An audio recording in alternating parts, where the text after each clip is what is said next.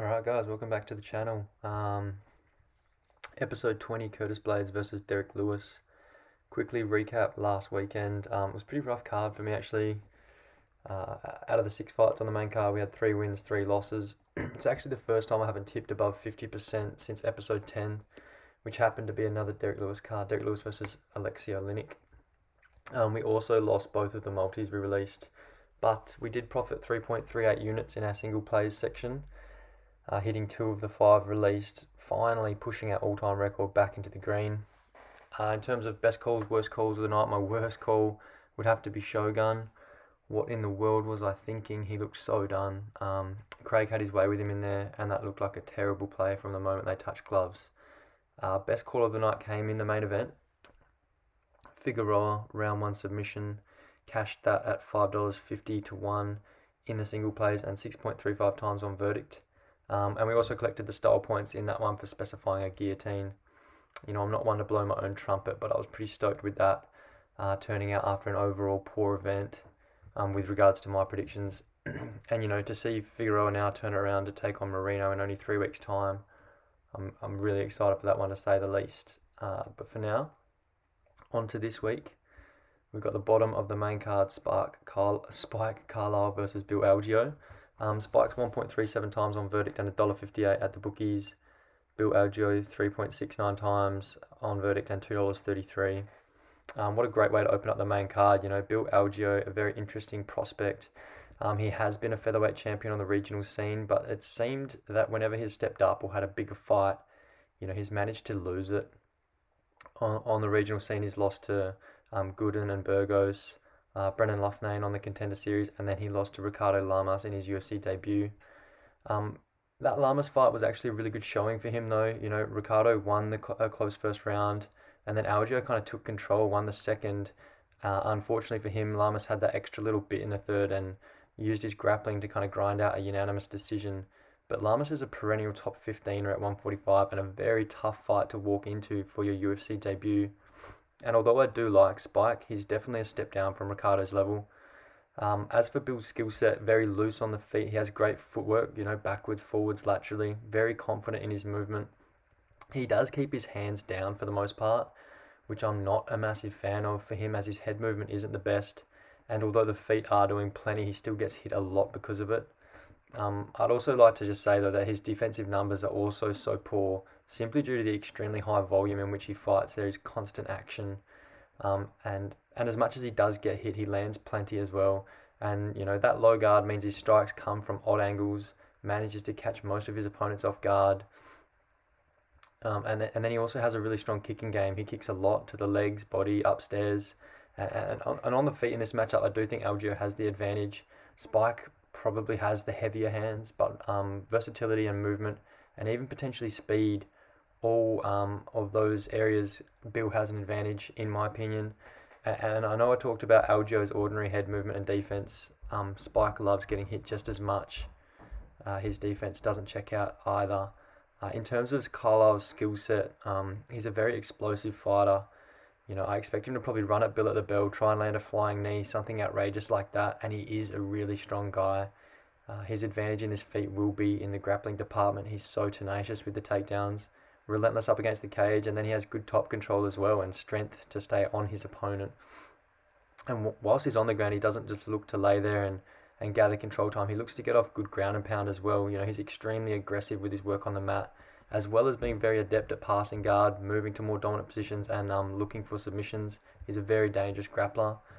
But Algeo also has some serious ground ability. You know, he's a black belt in BJJ. 6 of his 13 wins have come via submission, and we saw his level of slipperiness, his ability to reverse positions in that Lamas fight, you know, using his BJJ credentials to help out his defense.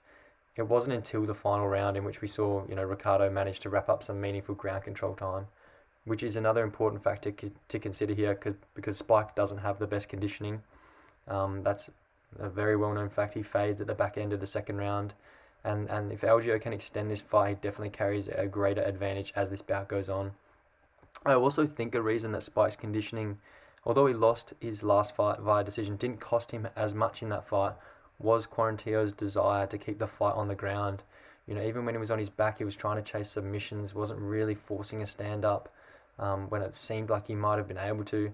And when they finally did stand up, Billy was cracking him with shots and dazed him before that final bell rung. Bill Algie won't play the same game. He'll try and get up at all costs, and I believe he is slippery enough to do so. And when he does, Spike's fatigue will be highlighted. When they're grappling, he can rest for moments and then explode with his trademark high energy movements. He can't afford the same lapses on the feet, especially with the holes in his defense and head movement that I think he has at baseline. So to my prediction, I'm going with Bill Algeo. It is an extremely tough fight to call, and he's kind of a scary underdog to play. Spike has a challenging skill set, and I do think he has the grappling edge. And as good as Algeo's BJJ is, he has been subbed twice, and a round one submission to Spike when he's fresh is easily foreseeable. But I think he'll do enough to avoid any compromising positions, get this back to the feet, where he can outmaneuver Carrillo to a decision and exploit that gas tank. So Bill Algeo via a decision at 5.47 times is the call. Moving along, next fight along, we got Miguel Baeza versus Takashi Sato. Baeza is 3.14 times on verdict and $1.56. Sato is 1.47 times on verdict and $2.37 at the bookies. So a bit of a misrepresentation there. We've got a good one on our hands here, fight of the night candidate for certain. And it's one I've gone back and forth on quite a bit. These guys are so evenly matched in terms of their skill set or their kind of favoured method of going about it. Both guys predominantly strikers. Haven't really seen grappling offense out of either guy, and I doubt we see much, if any, implemented throughout this fight. Perhaps with the exception of someone getting hurt and trying to hold on to a clinch. But as I thought this was going to play on the feet, I was really trying to analyse and go into depth on each aspect of their striking setups to determine who would have the edge. So yeah, that's kind of how I've gone about this one to break it down. I feel as though, even though both guys are extremely fast with their hands, Sato does get his shots out a little quicker and has a slight edge in that department. But he's a little bit more inaccurate than Baeza. Sato's best shot is his 1-2 down the pipe, really pushing through with that straight left from his southpaw stance. But all of his hooks and wide shots seem to miss the mark with more frequency. That is important to consider, as Baeza is the longer guy in this fight and should be able to make Takashi miss on the outside more often than not, with what I've already seen. Another thing to consider is the different stances. We've got Baeza orthodox, and as I mentioned already, Sato's a southpaw. And we have seen Miguel take on a southpaw in the Contender Series in Victor Reina. And for the most part, he handled that really well. He landed 2 knockdowns in that fight and really went after Reina's body with the attacks from that right side, the right hook, the right body kick. And the thing that I'd like to highlight that he struggled with most defensively against Reina was the leg kick. The outside, inside of his lead leg was getting worked. But Sato doesn't kick ever. He even fails to work the body consistently. He's very much a headhunter, very much a puncher. And that will be Baez's biggest advantage on the feet, his versatility for sure. He goes to the body a heap. 21 strikes to the midsection against Reina, in fact. And then he hammers leg kicks to devastating effect as well. He actually got a TKO in his UFC debut to leg kicks when he landed all 16 of his attempts. And then he also scored double-digit numbers in the leg kick department against Matt Brown in his last fight. I've talked about it plenty of times before. It's such a rewarding strike to throw in this sport, and especially against a guy like Takashi Sato, because Sato does move a lot in the stand-up. He bounces, he's very light on his feet, and although that might make him more capable of reacting to the leg kicks or, get off his lead leg and take away the full power of them, when enough land, he'll seriously struggle to continue to move like that, which is huge because I do believe Sato has the better movement. Baeza can tend to be quite heavy on his front foot, and it really hampers his ability to move backwards or laterally and defensively respond to an opponent when they rush in. What it does mean, though, that he's always ready to counter, and if he manages to get his head off the center line to avoid Sato's straight left, Takashi might walk onto something monstrous, because Baeza does carry big power. Sato also has very heavy hands, but like I said, that's the only weapon he really utilizes. Miguel has much or many more angles, and his shots do seem to have more effect on his opponents. He's landed 5 knockdowns thus far from 2 UFC fights and 1 Contender Series fight. So although this is a really close fight, I am siding with Miguel Baeza, especially with the inviting verdict odds we can get at the moment, with him being a moderate underdog. Takashi has a very good chance of winning this fight, And if he does, I think it's going to be a result of his superior footwork and movement, being able to back Baeza up and nullify his offense. But purely off the back of the fact that Miguel has a much deeper arsenal, I back him to compromise Takashi early in the fight and start to take control from there. And even if he doesn't manage to do that, he's the type of guy to bite the mouthpiece down, stay in the pocket, heavy on that lead leg, like I said, and try and turn the tide and land something large if it isn't going his way.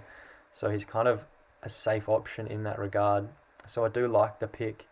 And as for a method, I'm going to actually play a decision win at 7.51 times. I do rate both guys' durability. I've seen them both take big shots and survive, and neither guy has any quit. So yeah, I like that. And if it does go to a decision, a fight of the night, it's almost a lock, given the high energy, high damage affair I expect to witness out of this one. Alright, halfway through, third fight in the main card, we've got Josh Parisian versus Parker Porter. Parisian favourite on verdict at 1.23 times, and at the bookies $1.36. Parker Porter 5.28 times on verdict and $3.08 at the bookies.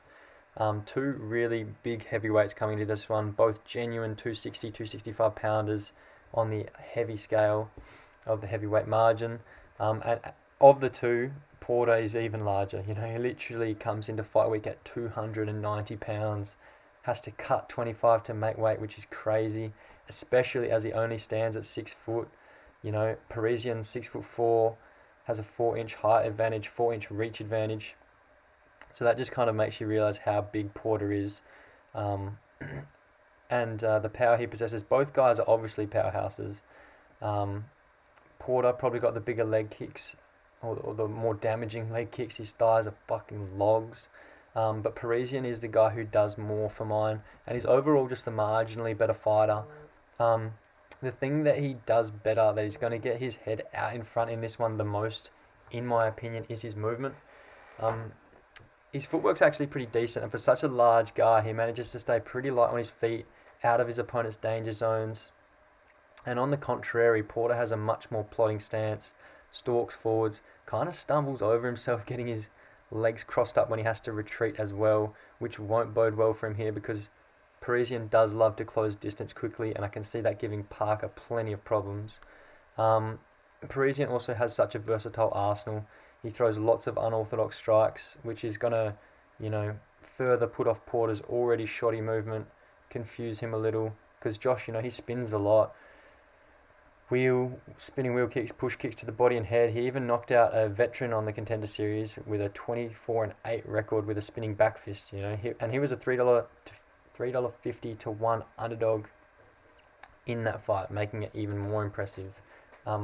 When they get up close to, I feel like Parisian's got a superior clinch game as well, pretty adept in close quarters, getting punches and elbows in, and in Porter's first UFC fight against Dorcas, he looked to be in disarray in the clinch. He was getting worked there. So to my prediction, I do think Parisian's record is a little inflated. He's had lots of fights against guys with average records, but he did get that impressive win on the Contender Series against a legit opponent, and Parker Porter isn't anything special. In MMA, there's always the risk that the better fighter loses. It's kind of the nature of the sport, especially at heavyweight, where one shot can put you out. And if Porter's landing some kicks with those stumps he has for legs, then Parisian might have to battle through some adversity, might be in strife at some point. But I do think that he should win this fight, pretty much down to his better movement, better defense, and by having the greater amount of offensive tools. I think he gets it done by knockout. 10 of his 13 wins have been by that method. And he brings the heat early, 8 of those 10 in the first round. But at 1.54 times on verdict, there's no point in playing it. So I'm going to go out on a limb here and pick Josh Parisian via a round 2 submission at monstrous odds, 63.66 times. This is an extremely unlikely outcome, as kind of for it to hit the deck at all, I feel like we need a knockdown. These boys haven't looked for grappling exchanges thus far in the UFC. But we have seen Josh attack subs on the Contender Series. He tried a straight armbar, and he has notched 2 career subs as a pro and a few more as an amateur. So there's a bit of history there, trying to talk myself into it. But yeah, the reason I haven't just sided with a decision instead of those terrible odds on the knockout is these boys love to finish, Porter's lost via finish 5 times from his 6 career losses, the other career loss being a disqualification. And as unlikely as a submission feels, this going to the scorecards actually feels just as unlikely. So yeah. And in terms of selecting the second round, both of Parisian's pro wins via sub have come in the middle frame. So just a little margin of history to follow there. Okay, co-main event, Anthony Smith versus Devin Clark. Anthony Smith 1.47 times on verdict and $1.75. Devin Clark 3.14 times and $2.04 at the bookies. I feel like the verdict odds are closer here to what the betting line should be with regards to this fight. And going out on a limb here, and I'm saying Anthony Smith is a must-play in this spot.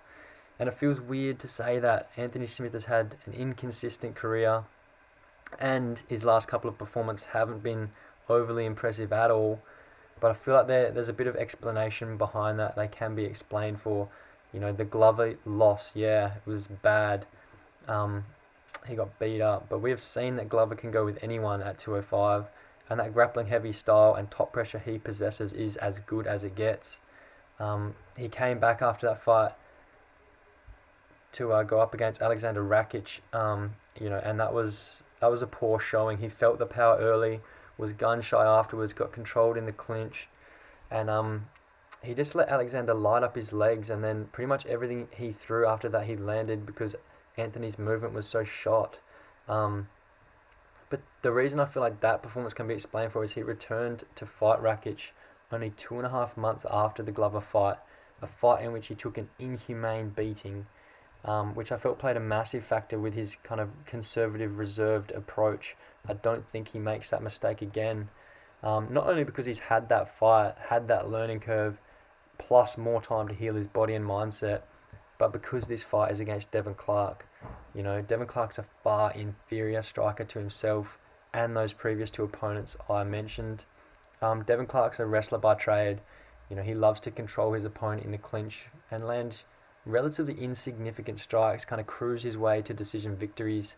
From 12 wins as a pro, 8 of those have been via decision, which is actually quite rare for these heavier weight classes to not accumulate finishes. And, in terms of his striking, it's basic.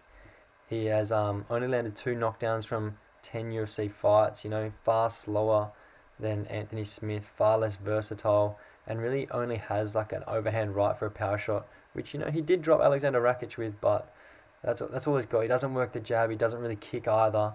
Anthony Smith will have a large advantage at kickboxing range, enough said regarding that. When distance is closed, Devin Clark will hold his own. He has monstrous thighs. He uses them really well to kind of press into his opponent against the cage, get control time there. But in that position, who is the more dangerous fighter in this matchup? It's Anthony Smith 100%. His Muay Thai is nasty. We've seen him finish fights with knees and elbows several times, both in the open and against the cage. And that's what's speaking to me in this fight, Devin Clark always works that clinch game, and that's not where you want to be against Smith. I think he gets lit up there, probably cut, and if Smith puts that type of work on him early, Devin Clark's going to have nowhere else to go and no other skill to lean on in order to win. Of course, he could, transition from that grappling clinch game and actually take Smith to the ground, and, that likely happens at some point. Smith's takedown defense is average at best, but I'm not overly worried about that because Smith's BJJ is world class and Clark does not have jits. He's been subbed twice as a pro, once as a result of being taken down, another time via guillotine on a takedown attempt by Ryan Spann. So, if he wants to level change here to avoid the stand-up, you better watch the neck. Anyway, as for my exact prediction, I'm writing Anthony Smith, round 1 knockout.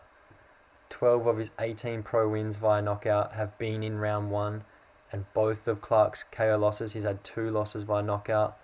Both have also been within the first frame. I'll have a bit of pill to swallow here if Smith doesn't show up. He's involved in my betting outlays on this card, but Devin Clark is simply not on the same level as the guys Smith has been competing against, whether he's lost those fights or won them, and that's just the fact of the matter. And that's my opinion. Main event now, we've got Curtis Blaydes versus Derrick Lewis. Title implications in the heavyweight division. Curtis Blaydes 1.59 times on verdict and $1.28. Derrick Lewis 2.70 times and $3.60.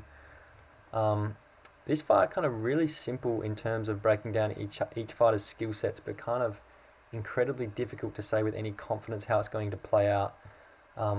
We know that Curtis Blaydes is a phenomenal wrestler. He shoots with high volume, great accuracy, pretty much unstoppable once he has his hands clasped, and then has some pretty devastating ground and pound and top pressure. Yes, like his conditioning through 25 minutes didn't hold up well against Alexander Volkov last time out, but he hit 14 of 25 takedowns in that fight, which is actually ridiculous. Fourth most in a fight, in a UFC fight, the most in a heavyweight bout. And in his interviews since, he's really talked about not blowing the gas tank with those relentless wrestling exchanges, moving into the future, working more on his cardio and setting up his shots with his hands. And regardless, he's going to be the fitter man of the two in there. Lewis gets tired through a 15-minute striking match, let alone when wrestling's involved. And Curtis has been making improvements in his striking, being much more defensively minded with a high guard, far better footwork coming forward and backwards. When he's coming forward now, he's closing off the cage, letting his hands go a bit, which, has in turn opened up better takedown opportunities as well. Lewis will have the striking advantage though. He has a far better kickboxing game. We saw Blaydes use the kick against Volkov really well last time out against a really tall opponent. He actually landed 28 leg kicks, but Lewis is far smoother with utilising his kicks in combinations rather than lone strikes, and being able to throw them in all positions through the octagon. And then I also feel like Derrick Lewis has a hand speed advantage as well. Blaydes is improving, but can still look a little sluggish and laboured with his hands at times. And then I also feel like Derrick has that power advantage. That is the danger with him. Regardless of how much control time you have, how much of the fight you've been dominating, or how outright fatigued he looks, he always has that little space in the reserve tank to unleash some big bombs.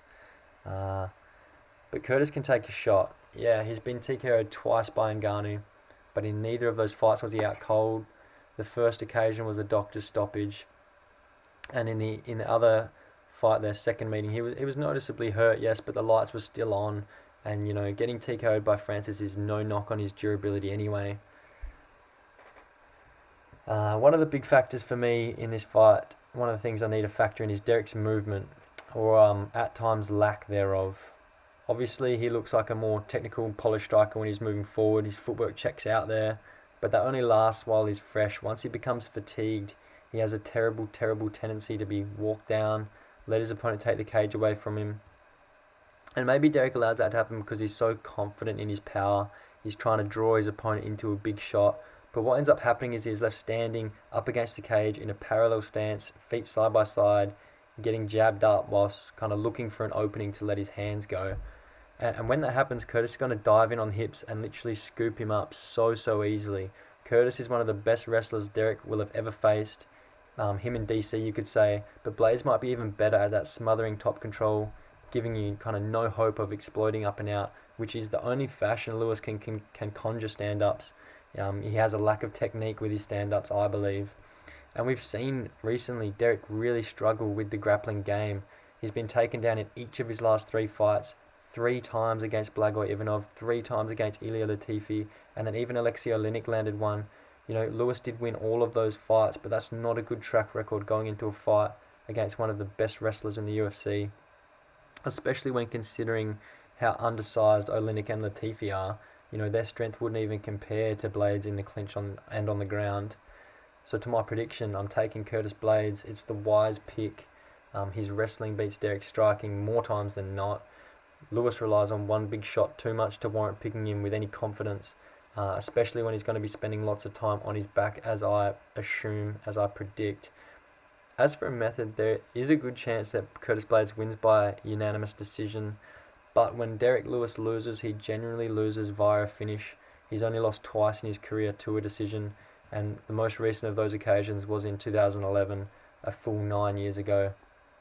So I'm going to play a 4th round knockout to Blaydes at 4.08 times, and I think the cause behind it will be kind of fatigue from the wrestling game, wearing Derrick down, and Curtis ends up putting a stamp on it. This will be an intriguing fight though, however long it lasts, because Derrick does always carry that knockout threat. So it's going to be good viewing for sure. Okay, quickly wrapping up this video now with the betting side of things. The multi this week, we've got Josh Parisian to win in round 1 or round 2. We've got Anthony Smith by knockout, and we've got Curtis Blaydes by knockout at $22.44 to 1. Back down to 3 legs this week. Pretty self-explanatory, all of those legs. Anthony Smith by knockout is the riskiest of the 3. He does have jits. He could win a decision. There's plenty of various methods that he could get this done by, but I like that Muay Thai game. I like his length to kind of speak to a knockout here. And we've gone back down just to one single play this week, and that single play is going to be an extraction from the multi. We've got Parisian via a finish in round 1 or 2 at $1.91 to 1. All 6 of Parker Porter's pro losses have come in the first 2 rounds. Like I was saying before, 5 finishes and 1 DQ. And all 12 of Parisian's wins via finish have also been within round 1 or round 2. You know, Parisian's only won 1 decision. Porter's never been to a decision. I think this is an early finish, although I've gone with a sub on verdict for the juiciness of the odds. You know, the odds we're getting at the bookies here stands for a knockout or a submission, so I like that bet. Here I'll post a photo of my verdict kind of selections and all my XP outlays, so you can see kind of what fight I'm wagering more on, what fights I'm wagering more on, and where I'm at with that. All my socials down in the description if you want to check that out. Otherwise, I'll be back next week for another really good card. Yeah, cheers.